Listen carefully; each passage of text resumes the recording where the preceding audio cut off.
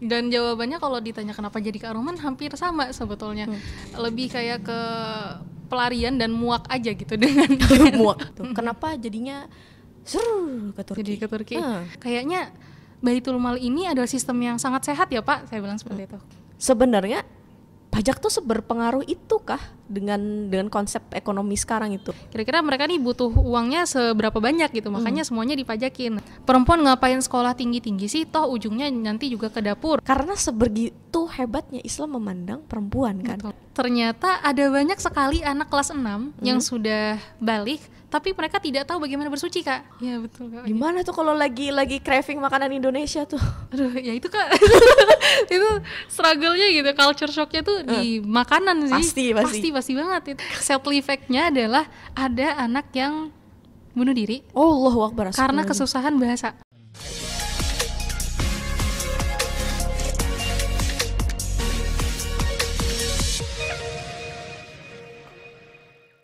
Bismillahirrahmanirrahim. Assalamualaikum warahmatullahi wabarakatuh. Waalaikumsalam warahmatullahi wabarakatuh. Ya, hai semuanya, semua pendengar, semua penonton di podcast I dan A, Insan Nur Rahman dan Ar-Rahman. Hari ini, R-nya kemana nih? Hari ini kembali lagi sama saya, Juliana Jahro, a.k.a. Nana, yang hari ini kedatangan salah satu orang yang kalau misalnya saya bilang nih ya, brand beauty behavior itu 3 kalimat yang cocok banget sama narasumber kita hari ini. Narasumber kita hari ini saya perkenalkan Kak Andi Aulia, Andi Aulia kan? Ya. Kak Andi Aulia Khairunisa atau panggilan akrabnya Kak Cane. Ya, assalamualaikum teman-teman semua. Waalaikumsalam ya Allah. Aduh, kok saya yang deg-degan ya? Aku juga deg-degan nih. ya ampun gitu kan. Soalnya Kak Cane ini nama yang sering banget tercetus di teman-temannya karena teman-temannya tuh beberapanya ada adik kelas saya kan. Terus ada juga dari guru-guru itu ingat, oh itu Cane yang ini gitu kan. Nah, jadi tapi ini nih sebelum kita masuk ya pertanyaannya. Fun fact dulu, saya nggak tahu Cane itu yang mana. Cane yang mana nih kan karena kebetulan Kak Cane angkatan 3 di SMA ya. Iya, SMP-nya nggak sini. Ya, dan pasti Kak Cane nggak ketemu saya karena saya angkatan 1 SMP dan saya nggak melanjutkan di SMA. Jadi kita nggak ketemu gitu kan, cuman namanya nih sering terucap gitu ya, ini siapa, orangnya yang mana gitu kan. Terus kemarin adiknya baru masuk kan di kelas 7, kebetulan waktu itu saya yang megang bagian pengecekan barang. Nah pas pengecekan barang, sebenarnya ada kan, Kak Cane ada kan ya, cuman nggak ngeh itu Kak Cane, taunya oh itu kakaknya Andi Alia. Oh udah gitu doang. Ternyata waktu mimbar puan baru ngomong Ustazah Rukmini, oh ini Cane. Nah, oh ini orangnya. Wah, gitu kan. Nah, jadi pertanyaannya lebih kayak gini. Namanya Andi Aulia Khairunisa. Panggilannya Cane. Sebentar, Cane ini kesannya lebih kayak nama Korea ya? Atau roti, mohon maaf nih, roti Cane gitu kan? Atau namanya ada kemarin konten creator dari Korea Selatan namanya Cane juga, Kim Cane, I Cane, B Cane, nggak ngerti. Nah kenapa sih Kak Cane aja lebih enak ya daripada kenapa dari Andi Aulia Khairunisa ke Kak Cane, ke Cane gitu, Cane CHANNE ya nggak? Ya betul yes. Ya kenapa? N-nya 1 tapi. N-nya 1. 90%. Ya silakan Kak. Soalnya udah duga sih Kak kalau bakalan ada pertanyaan begini. Jadi nama Cane itu sendiri sebetulnya udah dari SMP. Udah dari SMP dan waktu itu juga nggak tahu kalau ada Kim Cane, I Cane itu segala macam, nggak tahu. Cuman karena ini Kak, waktu dari SD sampai ke kuliah bahkan sekarang itu pasti selalu ada namanya Nisa.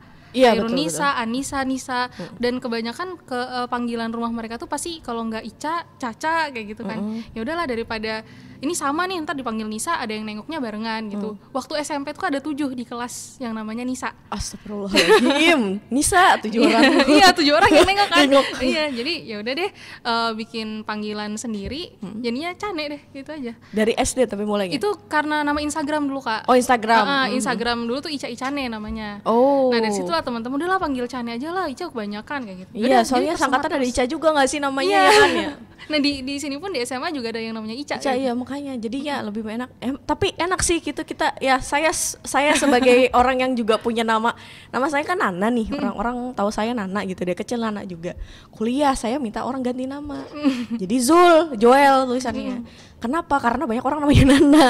Saya paham perasaannya Kacane paham karena Nana, Nana yang mana? Gitu kan. Ya saya paham, Ica, Nisa, saya mana gitu kan.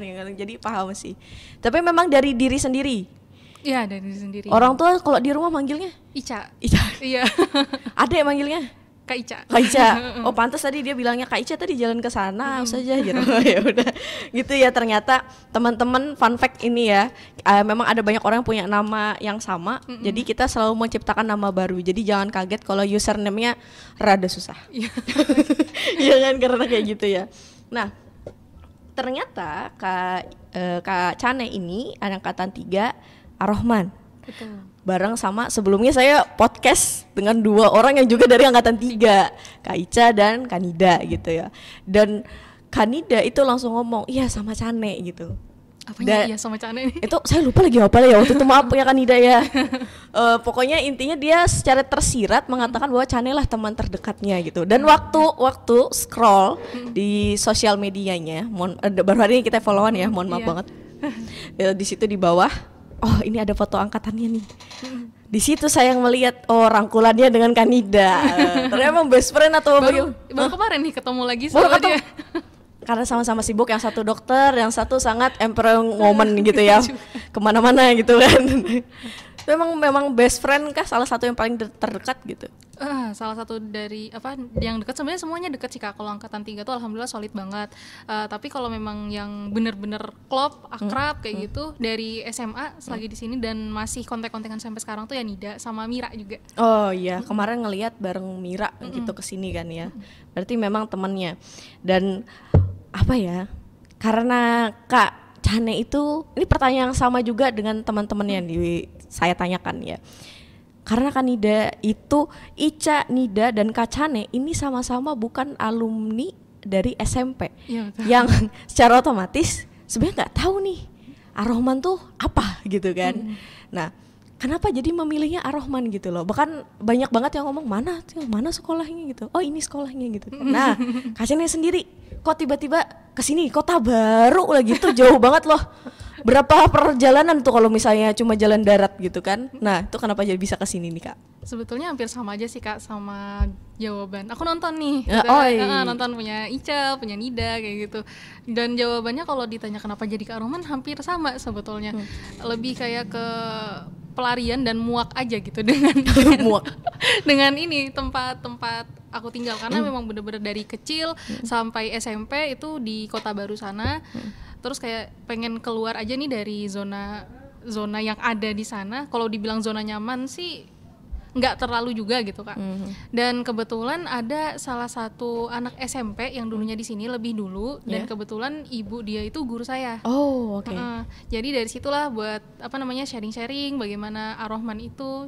Terus datang ke sini pun juga kaget sebetulnya gitu. Kagetnya ini sekolah di mana ya? Semua orang punya pertanyaan yang sama, kenapa ya? Dan itu yang menanyakan pertama kali itu bukan saya Kak, tapi bapak waktu itu. Sekolahnya yang mana kayak gitu. Kita kan mulai survei gitu, belum daftar. Oke, pas datang, nih yakin kah mau masuk sini? Udahlah nggak apa-apa, yakin aja kayak gitu. Di sini muridnya dikit juga kan ya. Ya udahlah, akhirnya milih ke sini dan betah gitu. Walaupun seminggu pertama tuh masih nangis ya, pisah sama mama segala macam. Tapi setelah itu alhamdulillah betah aja. Bahkan kata biasanya sih kalau udah masuk sini nggak mau pulang. Iya, itu contohnya adik saya kemarin waktu minggu pulang juga gitu Kak. Ayah kangen pondok katanya. Lah zaman saya dulu malah nggak mau pulang. Iya kan? Kangen pondok gitu ya. Iya. Ya memang menyenangkan sih. Tapi apa yang paling berkesan pas sekolah di sini tuh, apa yang paling berkesan? Yang paling berkesan itu kayaknya semuanya berkesan sih Kak buat saya pribadi. Momennya aja, satu momen aja dari semua momen. Satu momen paling berkesan itu malam-malam kita ngumpul satu asrama, Deep Talk. Deep Talk dong. Ingat banget itu waktu masih kelas 11 kita benar-benar ngumpul ber-16 itu di kamar sampai jam 12 sampai jam 1 deh kalau nggak salah. Itu kita Deep Talk aja. Apa yang mau diomongin, apa yang mau dicurhatin segala macam. Dan itu momen yang paling berkesan karena berasa kami ber-16 itu kayak bukan teman, tapi bener-bener kayak udah saudara. Ya bayangin aja 24 jam ketemu orang yang sama selama 3 tahun, ya udah kayak saudara gitu. Iya sih, betul. Paling berkesan sih. Tapi nggak ditegur guru Mahat kah? Sempat ditegur sih Kak. Bertanya pertama kali sampai jam 1 malam, waduh, rasanya jam 11 aja rasanya udah tidur gitu. Di sini jam 1 malam, mantap sekali. Nah, ternyata setelah Kak Chane lulus, Kak Chane melanjutkan ke FMIPA, program studi statistik Universitas Lambung Mangkurat. Kita satu almet nih. Ya, kita satu almet ya. Nah, kenapa masuknya ke statistik? Kalau dilihat di Instagramnya, Kak Chane itu orang yang hobi membaca. Waduh. Banyak banget tuh anunya, buku-buku yang notes yang dikutip, terus buku-buku yang halaman berapa yang harus dibaca gitu kan. Itu biasanya ya, ini biasanya, nggak tahu ya. Saya bukan kayaknya mengeneralisir juga sih. Banyak orang yang suka menghitung tapi nggak suka membaca. Kayaknya statistik pasti orangnya nggak mau harus suka menghitung. Nah, Kak Chane sendiri kenapa jadi ke statistik gitu loh? Kenapa jadi ke statistik? Aduh. Jangan bilang terjebak ya, nih berapa orang udah ngomong terjebak terus. Kali ini nggak terjebak. Oh ya, oke, alhamdulillah. Lebih kayak dari SMP itu suka hitung-hitungan. Terus dilanjut ke SMA, mungkin karena kehidupan asrama itu kan bukan hanya sekolah ya Kak, ada mahat juga segala macam, udah mulai kurang suka gitu sama hitung-hitungan. Karena kan di sini benar-benar diajarin skillnya itu kan hampir semua skill kita diajarin gitu sama ustadz-ustazah yang ada di sini. Nah, kemudian mau masuk ke kelas 12 itu kan udah mulai memilih jurusan gitu. Ini jurusan apa nih kira-kira yang mau dimasukin sama siswa yang ada di sini. Dari situ mulai kayak flashback lagi gitu ke belakang. Kira-kira nih mau dibawa kemana gitu, mau jurusan apa gitu yang dipilih. Dan kebetulan waktu itu Fathia lebih dulu diterima di statistika SNMPTN. Oh iya betul. Nah terus dari situ juga mulai research kecil-kecilan gitu terkait statistika ini apa dan matematika itu apa. Jadi kemarin tuh milihnya tuh pilihan pertama tuh matematika sebenarnya. Matematika murni. Iya, yang MIPA. Terus pilihan yang kedua itu statistika. Karena dulu sih sama hitung lagi. Dulunya sih mikirnya gini Kak, aku sukanya matematika, yaudah kenapa nggak milih jurusan ini aja gitu. Yaudahlah mulai daftar dan alhamdulillah akhirnya keterimanya di statistika. Walaupun waktu itu masih alasannya cuman karena kayaknya ini passion deh gitu. Waktu itu. Tapi senang nggak? Oh, menjalani 1-2 semester sih kayaknya enggak sih Kak, berat sih Kak. Jujur aja. Seberat apa tuh? Karena ini apa gitu yang dipelajarin, kok beda ya sama statistik yang dipelajarin waktu di SMA yang cuma mean, median, modus kayak gitu kan. Waktu datang ke sini ada distribusi normal lah, ada tabel inilah, tabel itulah. Ini apa gitu yang dipelajarin. Itu sih Kak. Wah, pengalaman buruk. Saya pun merasa waktu kuliah psikologi itu nggak banyak kayak statistik itu kan kayak semua rumus gitu ya. Bahkan pernah dengar salah satu teman angkatan juga, angkatan 1 yang masuknya di sana, dia ngomong skripsiku cuma 40 halaman katanya gitu. 40 halaman ya, tapi isinya rumus semua. Oh gitu kan. Jadi, mohon maaf, statistik saya aja alhamdulillah lulus aja, alhamdulillah saya gitu ya. Tapi Anda menyenangi statistik, astagfirullahaladzim. Saya mau masya Allah atau astagfirullahaladzim, bingung juga nih saya nih. Sebenarnya baru suka tuh pas udah masuk ini Kak, magang sama skripsi baru mulai suka. Dari situ juga mulai suka sama baca buku. Kenapa mulainya dari magang? Ngapain di magang gini? Karena waktu di magang udah tahu kemana kita akan mengaplikasikan metode-metode yang udah dipelajarin gitu waktu ya magang. Dan kebetulan waktu itu magang milihnya di Dinas Pemberdayaan Perempuan. Di Kalsel, Polda, polisi daerah. Ini di apa namanya, di Kalimantan Selatan, di GB sana. Dari situ banyak ketemu sama pegawai-pegawai yang ada di sana, terus bagaimana menganalisis data-data terkait misalnya kekerasan, pelecehan anak, pernikahan dini. Barulah di situ paham strong why, the reason why kenapa jadi milih statistik ini gitu. Artinya jurusan ini banyak gitu loh, bisa menghasilkan manfaat. Karena kalau opini itu bisa bohong, tapi kalau data itu tidak bisa bohong. Dan memang saat ini ya kalau dilihat-lihat orang tuh sangat memerlukan ilmu statistik. Lagi rame kalau nggak salah itu analis pekerjaan, analis data itu lagi rame-rame banget dan sering banget muncul di di Instagram gitu ya. Nah, berhubung dengan ternyata setelah di S1-nya di Universitas Lambung Mangkurat nyambung ke Turki. Nah, kenapa tiba-tiba ke Turki? Maksudnya bukan underestimate Turki, bukan. Cuman biasanya kalau orang akan milih matematika mungkin ke Amerika kah, ke Inggris kah atau misalnya yang Cina atau Korea atau Jepang gitu? Kenapa jadinya seru ke Turki? Jadi ke Turki. Sebenarnya fun fact-nya dari Bapak sendiri, kenapa kamu nggak milih Jepang atau Australia kayak gitu? Orang tua juga mempertanyakan hal yang sama ternyata. Malah bapak saya bilang mending ke Australia aja deh. Awalnya tuh dapat restunya tuh antara 2 negara ini, Australia atau Jepang untuk S2. Cuman alhamdulillah waktu 2023 bulan Januari kemarin mendapat kesempatan buat ke Turki, jadi delegate di Asia Youth Summit Goes to Turkey dari Global Youth Ambassador.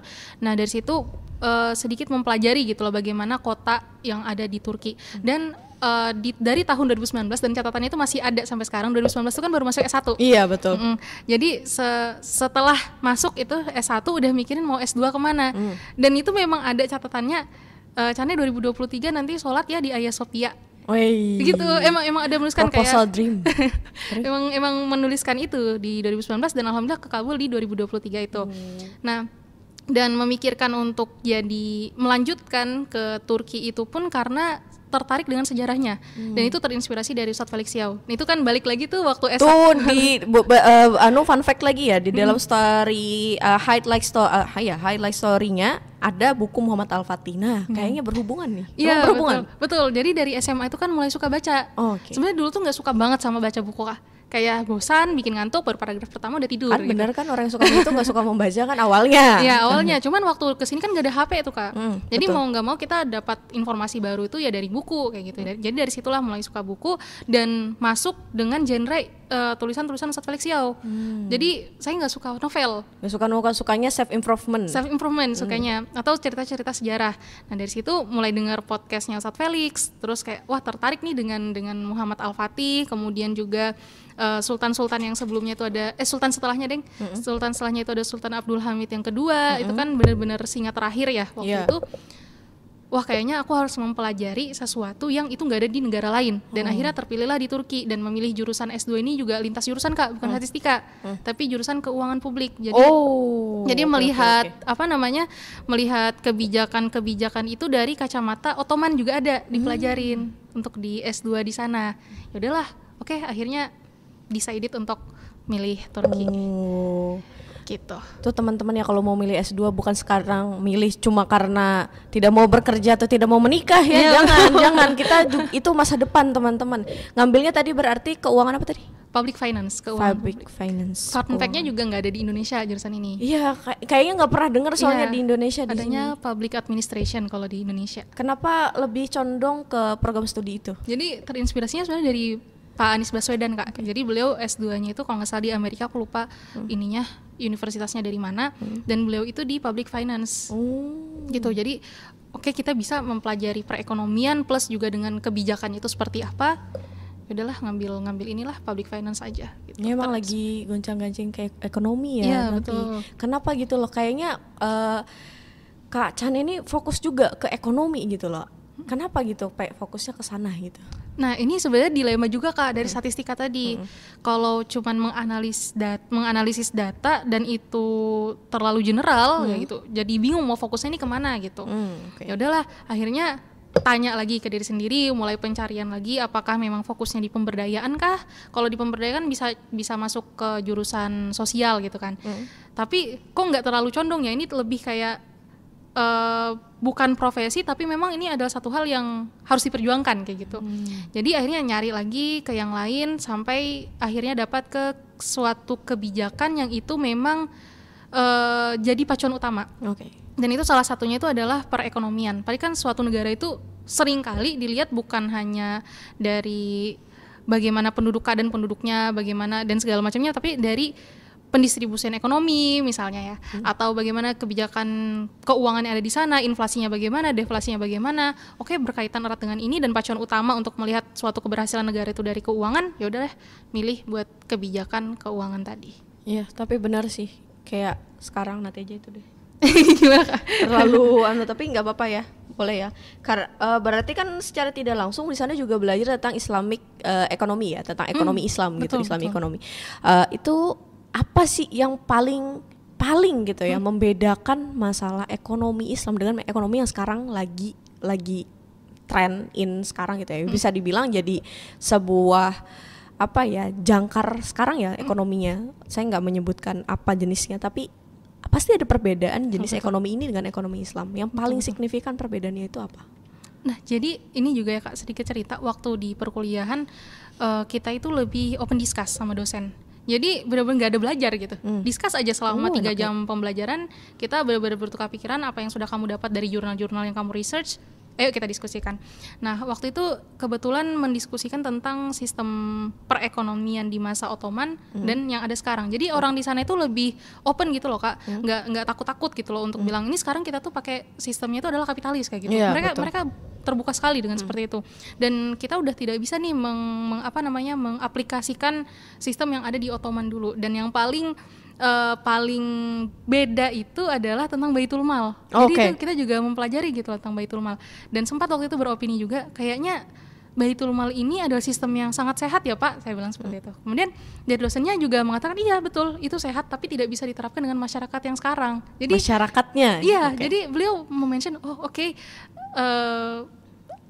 aku gak merasa menyesal sama sekali karena pemikiran dosen yang ada di sana itu tidak terkungkung dan tidak tertutup gitu. Bahkan beliau juga menyatakan bahwa ya memang sistem yang dulu itu sehat, termasuk Baitul Mal ini, terkait zakat juga ada, tapi itu tidak bisa gitu diterapkan sekarang.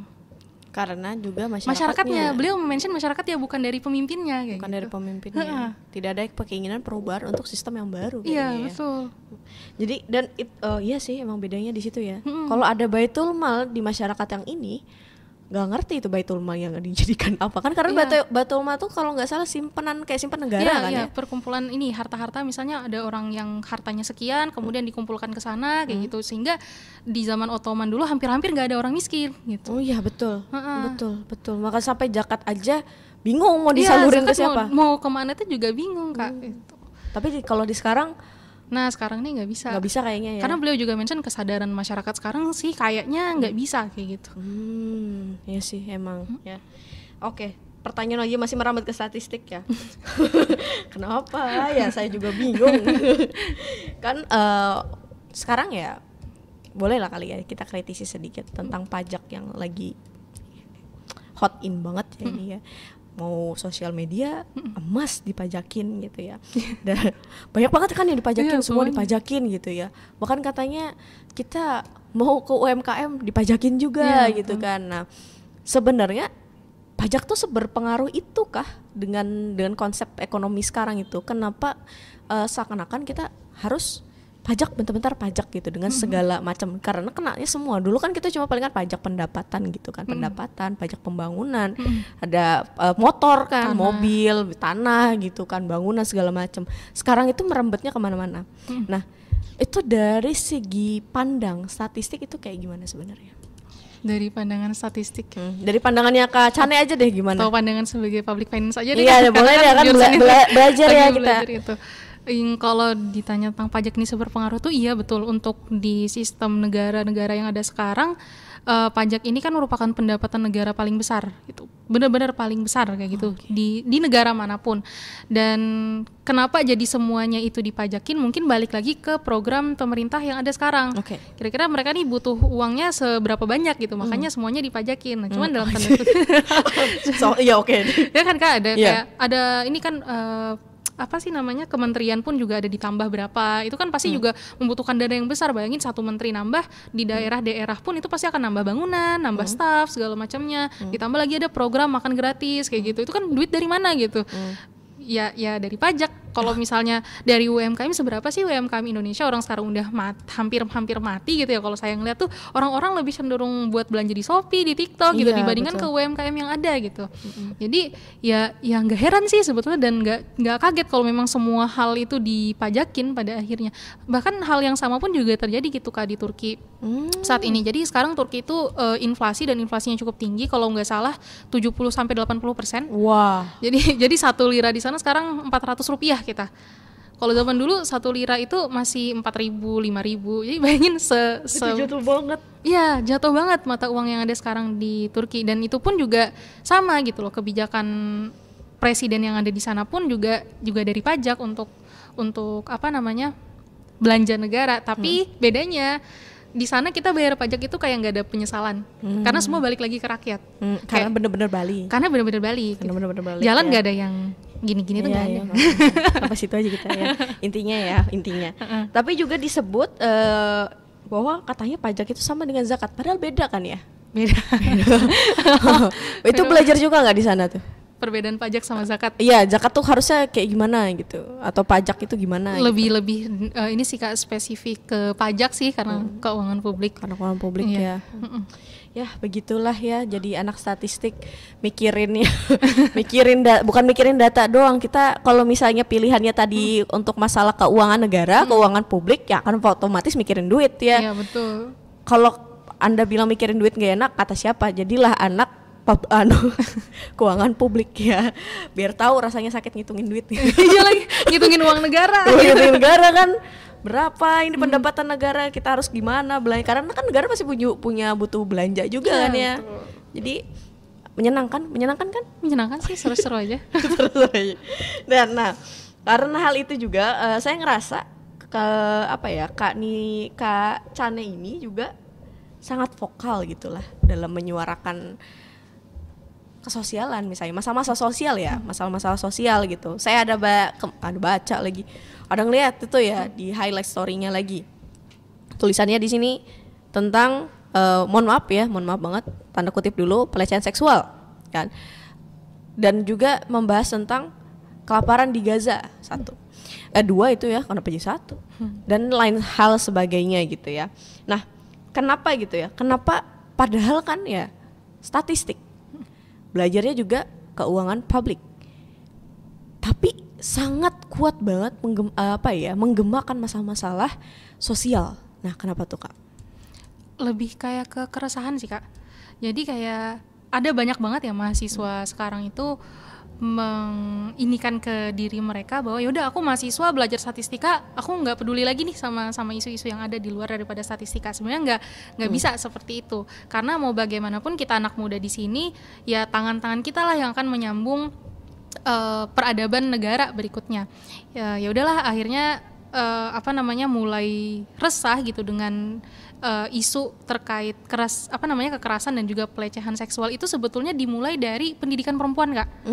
Awal mulanya banget itu terkait pendidikan perempuan, dan sekarang lagi proses nerbitin buku juga Kak.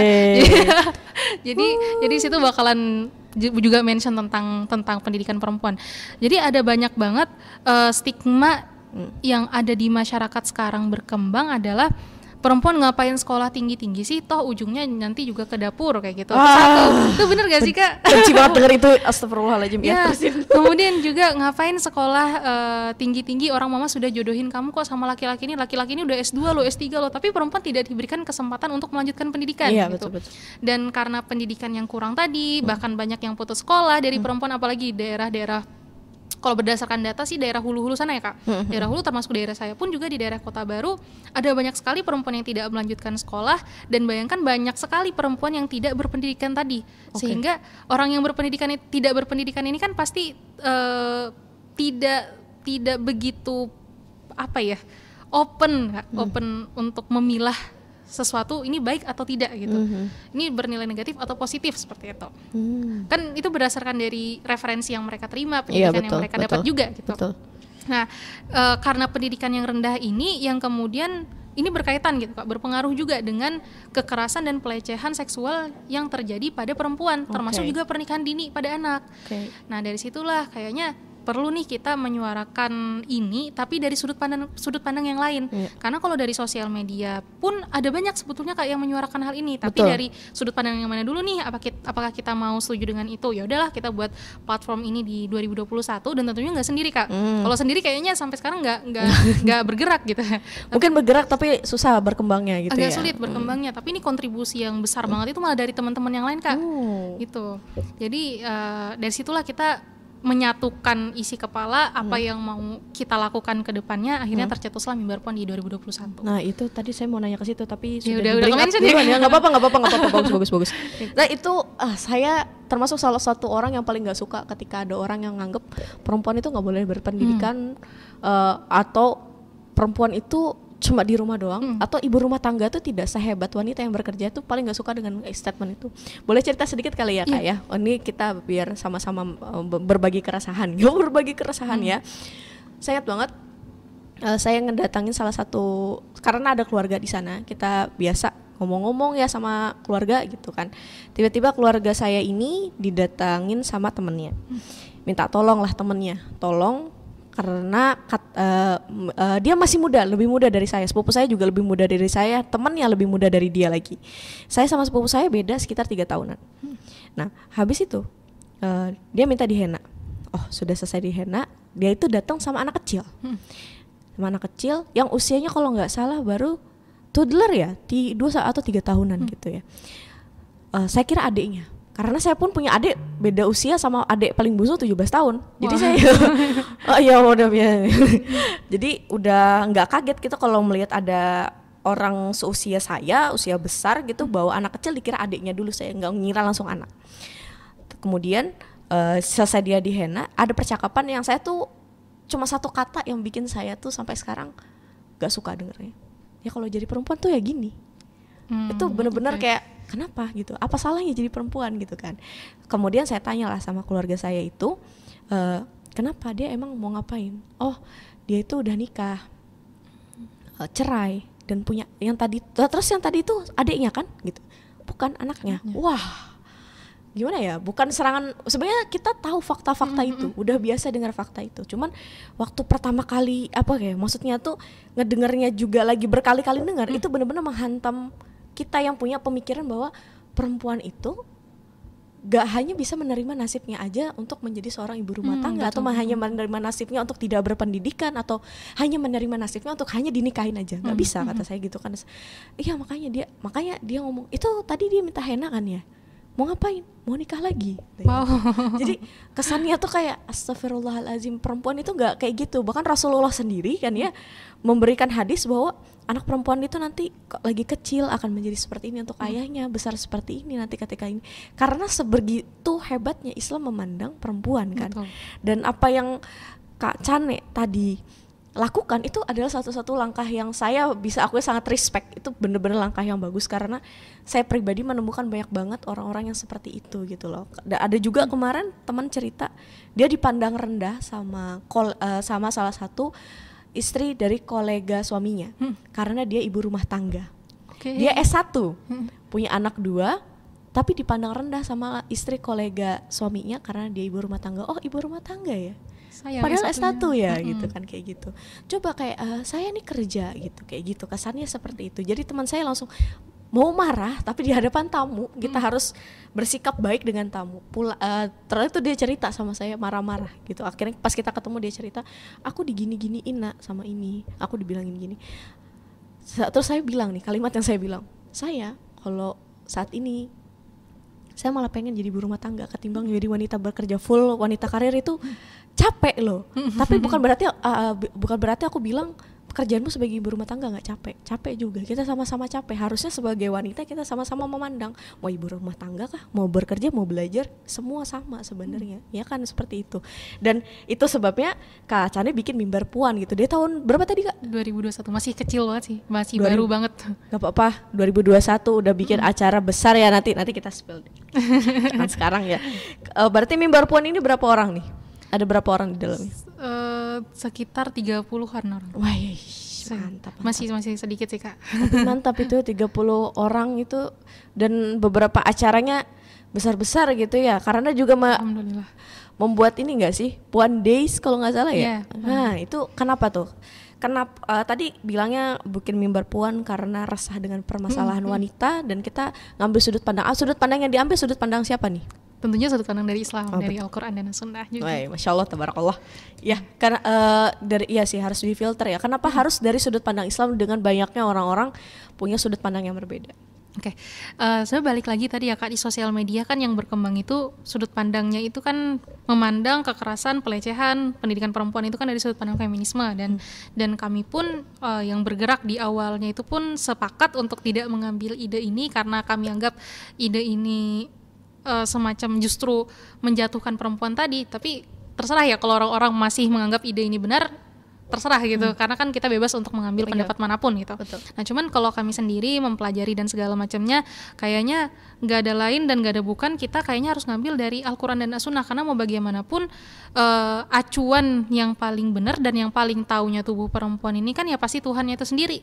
Dan dari situlah kita kita menggunakan sudut pandang Islam, kemudian juga ini sudut pandang yang masih tahun 2021 itu masih belum terlalu booming gitu ya Kak, menyuarakan perempuan, tapi dari sudut pandang ini yaudah kita ambil itu udah. Dan geraknya di Instagram dulu waktu itu. Instagram dulu ya, tapi nggak apa-apa, bagus itu. Suka banget saya dengan video-video dengan pesan-pesan yang disampaikan di dalam situ, karena memang benar-benar mewakili para perempuan-perempuan tadi. Bayangkan yang kayak saya ceritakan tadi, tidak ada orang yang punya pemikiran yang memahamkan di jalur yang, apalagi jalur kita sebagai seorang muslim itu Islam ya, tidak ada. Puan ini hadir dengan sangat baik, dengan sangat niat yang sangat bagus, karena kita memang butuh orang-orang yang seperti itu gitu loh. Kalau bukan dari Kacane dan teman-teman, siapa yang mau mulai gitu ya? Mungkin banyak orang yang mau mulai, tapi kan memulai itu susah. Terus istiqomahnya lebih susah ya. Nah, ke situ ya. Jadi apa nih, Mimbar Puan lagi bikin acara apa nih? Padahal belum ending ya, nggak apa-apa dah, nanya dulu dah. Karena Mimbar Puan lagi bikin acara apa nih Kak? Lagi bikin acara Puan Day. Nah jadi sebetulnya Puan Day ini pun tercetus dari, kita ada program Permission to School namanya. Jadi Permission to School ini kita ke sekolah-sekolah yang dalam tanda kutip terdalam dan masih kurang terjamah seperti itu. Dan di situ kita pernah di Sungai Tabuk yang pertama kali kita ngadain Permission to School. Terus di sana kita mempelajari tentang toharoh wanita, tentang haid, kemudian bagaimana bersuci segala macam. Dan surprisingly ternyata ada banyak sekali anak kelas 6 yang sudah balik tapi mereka tidak tahu bagaimana bersuci Kak. Wah iya sih ya, itu jadi PR banget. Nah itu PR banget, dan kebanyakan kan kalaupun mau mengadakan sosialisasi kan itu kan ke sekolah-sekolah yang di luar yang terkenal gitu. Tapi kita milih untuk terdalam, dan sepertinya keresahan kita ini ada gitu, dan ternyata benar gitu. Mereka nggak tahu itu hal yang sangat penting. Iya, manner banget kan. Iya, gitu. menentukan sholat itu nanti. Harusnya udah tahu gitu anak-anak yang sudah balik, khususnya perempuan.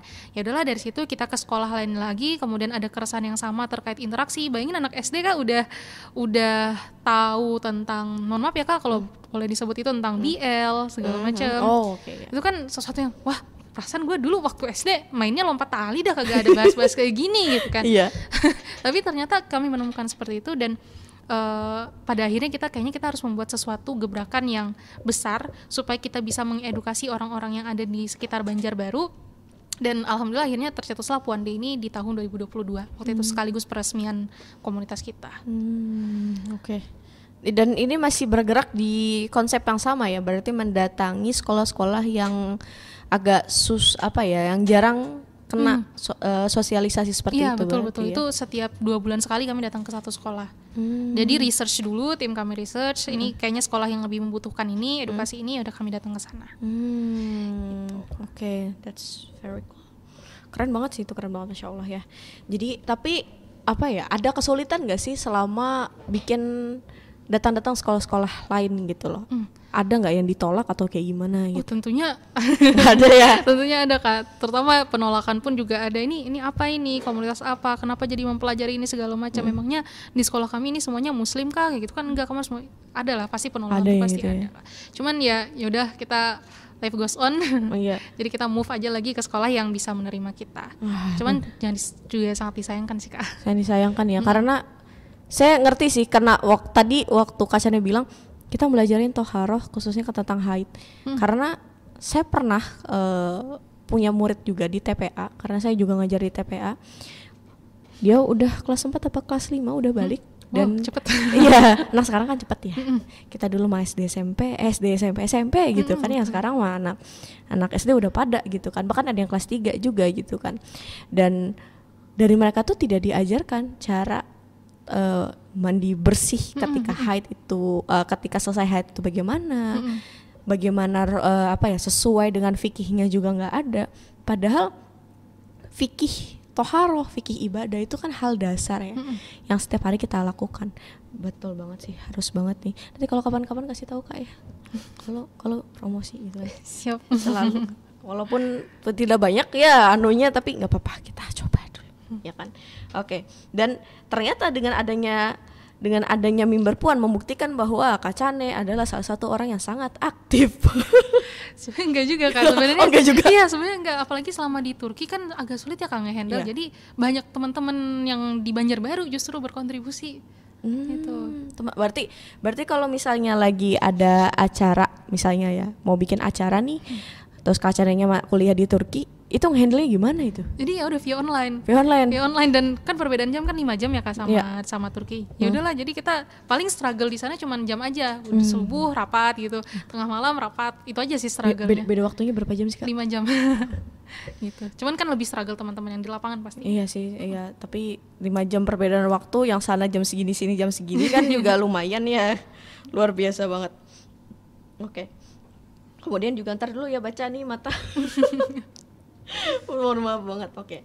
Nah, salah satu hal yang kenapa tadi di awal-awal banget di awal-awal banget kita memulai tadi saya bilang brain, beauty dan behavior. Ternyata Kak Chane itu hobi belajar. Waduh, tulisannya real banget, study. Ya Allah, luar biasa banget. Orang tuh kan banyak yang nggak suka belajar atau belajar terpaksa doang gitu ya. Tapi Kak Chane itu suka belajar. Apa yang menyenangkan? Bukan ini saya menanyakan, saya guru lagi yang mempertanyakan itu. Semenyenangkan apa belajar buat Kak Chane gitu? Sebenarnya nggak suka belajar. Padahal nggak suka belajar. Tapi pas sudah nyampe ke Turki, kan bahasa yang digunakan kan bahasa Turki ya Kak, di kelas itu. Mungkin ada beberapa dosen yang lulusan Amerika baru bisa di bahasa Inggris kayak gitu. Tapi kebanyakan ya 100% in Turkish. Jadi ya udahlah, mau nggak mau yang awalnya di Indonesia kita H-1 belajar itu masuk aja, sudah nyampe sana nggak bisa, mau nggak mau kita belajar. Hari ini belajar materinya kita pelajarin ulang, terus kita translate lagi. Jadi bahasa Turki di translate ke Indonesia tuh kadang tuh nggak nyambung. Paham. Ya kan nggak nyambung tadi. Jadi Turkish, English, and then Indonesian gitu. Jadi harus 3 kali translate, dan mau nggak mau kita harus lebih kayak hard worker gitu di sana, selama di sana. Ya udah deh, jadi dari situ mulainya harus belajar lebih. Bahkan waktu itu masa ujian semester waktu spring, waktu semester pertama itu hampir seharinya tuh 1,5 jam tidur. Jadi di perpustakaan itu sampai malam, dari pagi sampai malam, karena di sana perpustakaan itu bukanya 24 jam. Wow. Dan semua fasilitas ada, coffee break itu gratis, tea-nya juga gratis gitu. Dan memang fasilitasnya enak. Jadi anak-anak di sana itu disupport dengan fasilitas ya, supaya kita bisa belajar dengan tenang, dengan nyaman. Udah, jadi dari situlah mulai terbiasa sih. Mulai dari terbiasa, pada akhirnya jadi suka belajar. Gitu. Siapa yang mau suka belajar tapi kuliahnya di Turki? Enak banget. Ya ampun, saya jadi kepikiran. Ayo Kak, ayo belajar. Ayo Kak katanya. Ya Allah, amin ya, semoga suatu saat nanti selesaikan dulu jurnal. Tapi udah lulus, tapi jurnal masih mengambang biasa. Kelakuan orang udah sibuk ya gitu. Juga kan ke Turki ya. Makanan tuh, ini mohon maaf banget tiba-tiba ke situ ya. Cuman penasaran, makanan Turki kan mostly with cheese ya. Dan cheese-nya itu beda dengan cheese kita gitu. Beda kan. Banget, masem. Iya kan. Dan setiap makanan tuh ada keju. Iya betul Kak. Gimana tuh kalau lagi craving makanan Indonesia tuh? Aduh, ya itu Kak. Itu struggle-nya gitu, culture shock-nya tuh di makanan sih. Pasti banget itu. Jadi sebulan 2 bulan pertama itu pusing gitu ya. Kenapa pagi-pagi tuh makannya zaitun, keju, daging gitu. Zaitun, tomat sama timun. Jadi mereka tuh pasti itu makanannya pagi. Sehat banget kan Kak? Tapi nggak enak. Kayak kita yang pagi-pagi udah Indomie tuh agak kaget gitu. Iya lagi. Malamnya sebelah, paginya Indomie. Gitu. Pasti bakalan agak kaget. Cuman tetap nggak bisa. Bahkan sampai sekarang pun nggak bisa Kak. Untuk sarapan kayak gitu. Karena kita kalau nggak diisi nasi ya belum makan. Iya sih, orang Indonesia. Iya. Jadi awal-awal 2 bulan pertama tuh nggak bisa masuk. Kemudian juga makan siangnya kan mereka bener banget tadi tuh ayam itu sama yogurt. Hah? Iya. Ayam, daging itu sama yogurt. Terus kayak pizza itu mereka toppingnya itu Kak zaitun. Zaitun sama tomat ya gitu. Saya yang manual zaitun taunya minyak buat urut. Iya, jadi sana tuh pemakan zaitun banget. Kalau Kakak pernah nyobain zaitun yang asli buahnya tuh mending jangan. Mending jangan dicoba. Enggak deh. Jadi ini sih kaget sih sama makanan tentunya karena dicampurnya itu agak beda ya sama campuran kita. Tiba-tiba ayam ke yogurt gimana coba? Ayam sama yogurt dicampur gitu. Terus sama terong dibakar. Itu apaan gitu kan? Hadang, kayak apa? Tunggu. Terong dibakar kan kalau isinya nasi. Di sini gimana ini? Kenapa saya baru dengar aja shock gimana kacana yang di sana shock lagi. Iya betul. Dan nasi jarang kan Kak di sana tuh. Roti kan ya? Roti itu. Terus ada satu makanan namanya tuh cikofte. Jadi cikofte itu daging mentah dicampur sama rempah-rempahan Turki. Oke. Digiling, daging giling gitu. Udah makan langsung kayak gitu diperasin sama lemon. Iya. Lemon. Udah makannya kayak gitu. Waduh, ini nggak bisa nih. Jadi mau nggak mau harus masak sendiri. Jadi sebelumnya tuh aku tuh nggak bisa masak Kak. Selama S1 di situ sama sekali kayak gitu. Nasi aja tuh kalau but-butan aja baru masak kalau di rumah kan. Jadi S1 ya udah beli terus setiap hari. Tapi pas udah nyampe sana, mau nggak mau harus masak kalau pengen makanan Indo ya udahlah. Emang nggak ada yang jual? Ada tapi di Istanbul Kak, jauh banget. 3-4 jam dari kota saya Kak. Ya udahlah dari situ mulai bisa masak dan akhirnya suka masak. Iya. Karena belajar. Tapi gitu. nggak ada makanan yang disuka gitu dari Turki. Ada. Apa tuh? Namanya doner. Kalau di sini nyebutnya kebab. Itu kayaknya semua orang cocok. Iya. Tapi apa bedanya tuh kebab sana dengan di situ? Nah, jadi di sana di situ. Yang di sini itu sebenarnya namanya tuh bukan kebab Kak.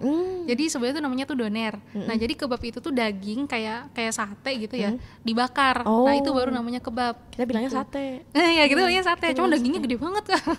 Nggak apa-apa puas. Iya, puas. Tuh. Cuman memang beda banget ya. Itu sih yang masuk. Pernah bikin tempe nggak? Kemarin tuh kepikiran nyoba. Tapi kacangnya nggak ada. Kacangnya nggak ada. Mau nyoba pakai almond kok gagal gitu. Ragi tempenya nggak ada.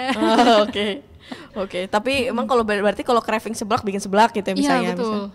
Astagfirullahaladzim. Semangat ya. Makan bakso kan kita bisa tinggal beli ya Kak? Iya. Nggak, di sana bikin. Tapi kalau sendiri gitu ayamnya.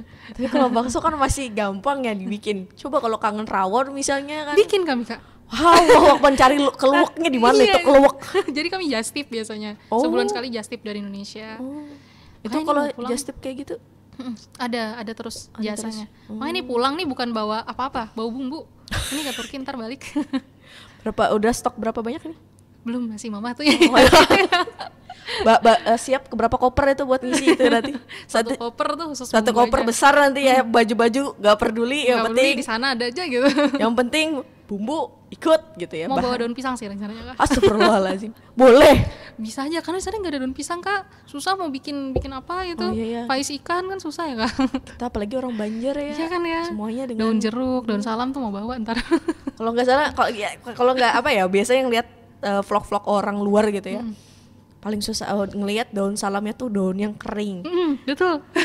Atau jeruknya yang kering. Meanwhile kita di Indonesia buka pintu pakai kerudung, jubah segala macam, ambil tek gitu kan. Sekarang kering, rasanya juga pasti beda pasti. Beda, yang penting aromanya adalah. Ini kalau lebaran gimana tuh kalau lebaran tuh? Nah, kalau lebaran jadi kan perkumpulan anak Indonesia di sana kan juga alhamdulillah solid ya Kak. Solid banget. Jadi setiap lebaran kita yang jauh dari orang tua itu ngumpul. Jadi ada yang masak nanti besar-besaran kayak gitu, baru kita makan bareng. Makan Indo opor pasti? Iya, menunya pasti makanan Indo lebaran gitu. Kapan lagi gitu kan, gak usah masak gitu kan ya. Nah, apa ya, kalau misalnya mau apply kuliah di luar negeri itu harus ngapain kira-kira selain ke Turki gitu, atau ke Turki aja gimana gitu? Oke. Pastinya banyak sih Kak yang harus dipersiapkan, cuman nggak yang sebegitu menakutkan yang ada di sosial media juga gitu. Terutama kayak yang mau melanjutkan ke mana namanya, Jepang, Australia, UK, USA, itu kan negara-negara yang dalam tanda kutip education-nya itu bagus banget ya, terkait sistem pendidikannya. Jadi yang paling utama banget itu adalah bahasa Inggris. Jadi aku tuh sebenarnya agak penyesalan milih Turki itu bukan karena pembelajaran jurusan atau dosen-dosennya Kak, bahasanya susah banget. Iya, parah. Cina nomor 1, nomor 2-nya itu Perancis, nomor 3-nya Turki. Bahasa paling sulit di dunia. Padahal hurufnya nggak kayak Cina kan. Cina kan ada 40 syllabus berapa gitu kan, atau kayak betul. Jepang atau kayak itu. Padahal dia masih kayak huruf-huruf juga kan. Iya, sulitnya di mana itu? bahasanya beda banget Kak, grammarnya juga kayak Korea, jadi dibalik gitu. Turki itu kalau kita kan SPOK, mereka enggak, K dulu, S-nya terakhir. Kerja dulu, kata kerja dulu, ya. Kayak gitu, itu sih yang paling sulit. Nah jadi sangat tidak merekomendasikan buat teman-teman yang mau ke Turki tapi milih bahasa Turki, jangan deh mendingan. Karena ada ya Kak, fun fact-nya, bukan fun juga sih, sad fact. Sadly fact-nya adalah ada anak yang bunuh diri. Allahu Akbar. Karena kesusahan bahasa. Dan itu bukan 1-2 orang aja. Banyak berarti. Banyak, saking sulitnya. Jadi ujian buat mahasiswa Turki itu adalah tahun pertama. Kalau mereka nggak berhasil tuh dijamin tuh tahun-tahun berikutnya sulit pasti mengikuti kuliah. Jadi mending kalau mau keluar negeri pilihlah bahasa yang memang udah kita passion di sana, kita udah mempelajarinya lebih dulu. Kalau Turki kan benar-benar baru banget ya. Kayak bahasa Inggris atau bahasa Arab, teman-teman yang mau ke Jordania, ke Mesir kan banyak tuh.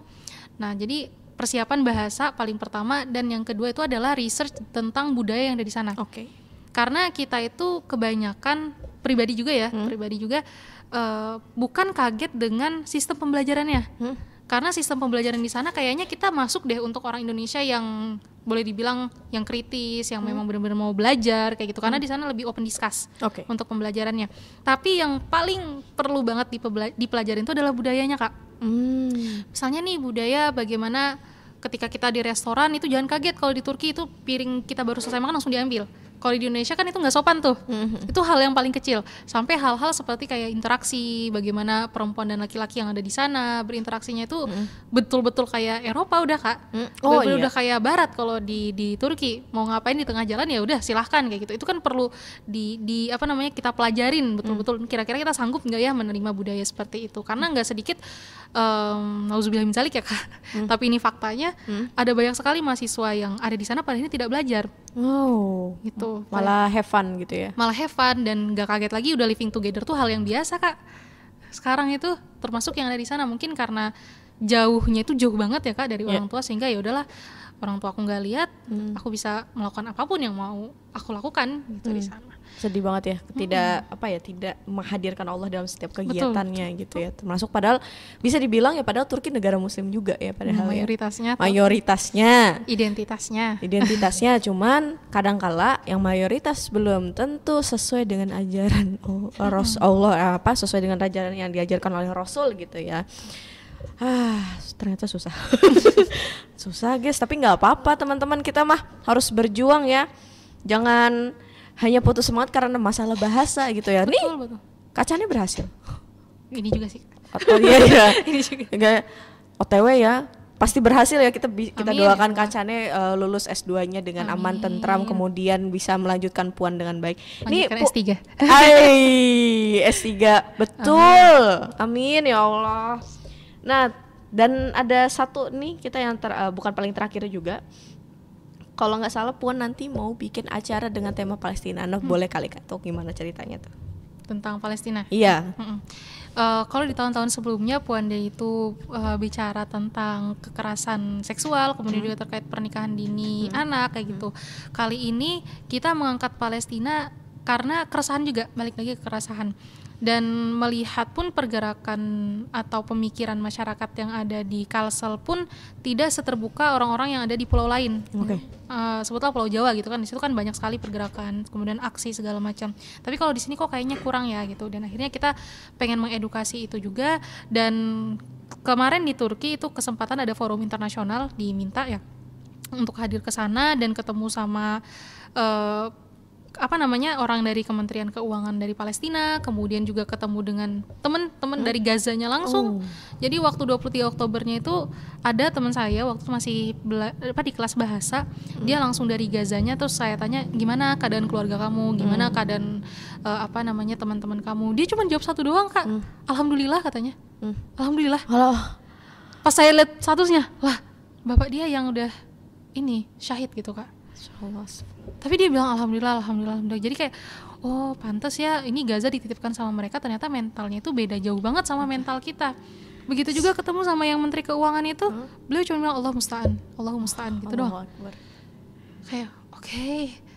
Jadi yaudah di situ juga tanya sama beliau, Bu kami pelajar Indonesia nih yang apa namanya yang ada di sini, kira-kira apa sih yang bisa kita lakukan gitu untuk Palestina, apakah boikot itu cukup, apakah menyuarakan itu cukup. Beliau cuma bilang kayak gini, kalau kamu mau boikot, toh produk ini tetap akan mendukung apa namanya serangan dan segala macamnya.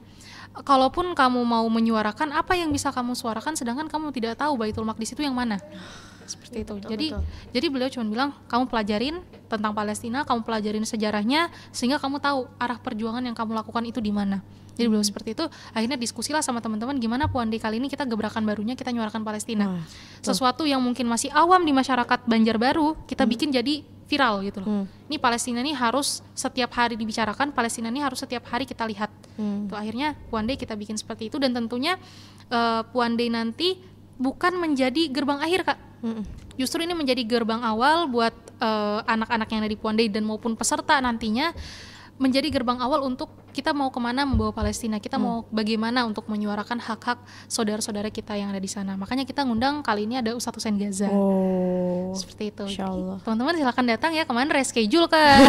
Iya. Ternyata reschedule. Anak-anak tuh anak-anak yang kemarin di waktu datang buat invite ke acaranya itu udah kayak, kapan nih Ustazah, kapan nih kita kapan gitu. Guru-guru juga ada yang nanya gitu ya, reschedule September.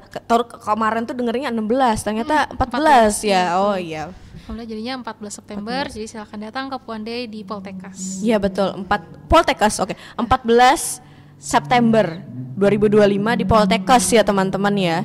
Oke, gitu ya. Ada pesan-pesan, bukan pesan-pesan terakhir, pesan-pesan terakhir. Ada pesan yang mau dikasihkan buat semua pendengar podcast I dan A? I dan A ya? I dan A. I dan apa? A dan I. Astagfirullah. AI. Bukan Ar-Rahman, Nisanur Rahman. Tolong. Jadi yang terakhir, semangat aja sih buat adik-adik yang mendengarkan ini ataupun teman-teman yang ada di luar sana, dan tentunya terima kasih banyak juga ke Ar-Rahman, karena Ar-Rahman ini menjadi bahasanya tuh pondasi awal banget buat Cane pribadi gitu untuk bisa melangkah. Alhamdulillah bisa sampai ke Turki, alhamdulillah juga ada mimbar Puan, dan tentunya itu bekal yang didapatkan tuh dari Ar-Rahman, SMA IT Ar-Rahman. Seperti itu. Dan buat teman-teman yang mau lanjut ke Turki, hubungin ke Instagramnya. buka tutor buat bisa kuliah di Turki bersama Kak Cane. Nanti bukan bikin kelas bisa kali Kak ya. Kelas sama Kak Cane goes to Turki misalnya gitu ya. Oh iya, kita juga ada bingkisan ya buat Kak Cane ya. Mana bingkisan? Udah disiapkan dengan hati yang luar biasa ikhlas ya. Terima kasih banyak ya. Oh, dipoto ya, foto berdiri apa duduk nih? Oh, duduk. Oke ya. Makasih banyak ya Kak ini. Ya, ini dari tim Ar-Rahman juga. Bukan saya sih, saya cuma mewakilin. Ya kali gitu kan ya. Oke, ini bersama saya The Brand Beauty Behavior, Kak Andi Aulia Khairunisa aka Kak Cane. Sampai di sini podcast kita hari ini. Ini bukan yang terakhir, nanti ada lagi dan terus ada lagi. Mungkin narasumber kita akan menjadi narasumber yang luar biasa lagi. Pasti narasumber yang luar biasa seperti hari ini juga yang luar biasa. Kita akhiri, sampai jumpa. Wassalamualaikum warahmatullahi wabarakatuh.